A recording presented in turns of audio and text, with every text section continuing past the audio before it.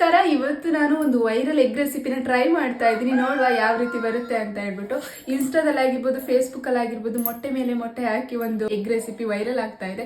So ಇವತ್ತು ಅದನ್ನ try ಮಾಡಿ ಯಾವ ರೀತಿ ಟೇಸ್ಟ್ ಇದೆ ಅಂತ ಹೇಳಿ ನೋಡ್ಬೇಕು ಅಂತ ಮಾಡ್ತಾ ಇದ್ದೀನಿ. ಬನ್ನಿ ಯಾವ ರೀತಿ ಮಾಡೋದು ಅಂತ ಹೇಳಿ ನೋಡೋಣ.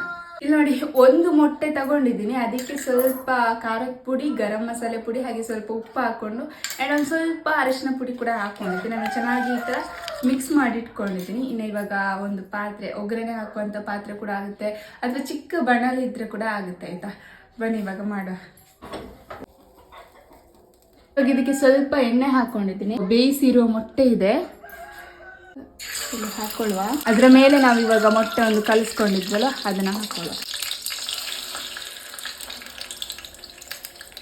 ಟೊಮೆಟೊ, ಸ್ವಲ್ಪ ಈರುಳ್ಳಿ, ಕೊತ್ತಂಬರಿ ಸೊಪ್ಪು, ಒಂದು ಸ್ವಲ್ಪ ಖಾರದ ಪುಡಿ. ಗ್ಯಾಸ್ ಸ್ಲೋ ಫ್ಲೇಮಲ್ಲಿ ಇಟ್ಟಿದ್ದೀನಿ.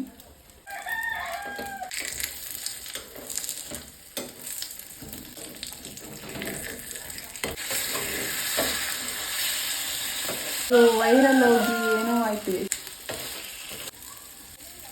ರೆಸಿಪಿ ರೆಡಿ ಆಯಿತು. ಇದನ್ನ ಟೇಸ್ಟ್ ಮಾಡಿ ನೋಡುವ ಸಮಯ. ಮಸ್ಟ್ ಟ್ರೈ ಅಂತಾನೆ ಹೇಳ್ಬೋದು. ಆ್ಯಂಡ್ ಒಂದು ಸ್ವಲ್ಪ ಉಪ್ಪು ಕಮ್ಮಿ ಆಯಿತು, ಅದು ಬಿಟ್ಟು ತುಂಬಾನೇ ಚೆನ್ನಾಗಿ ಬಂದಿದೆ.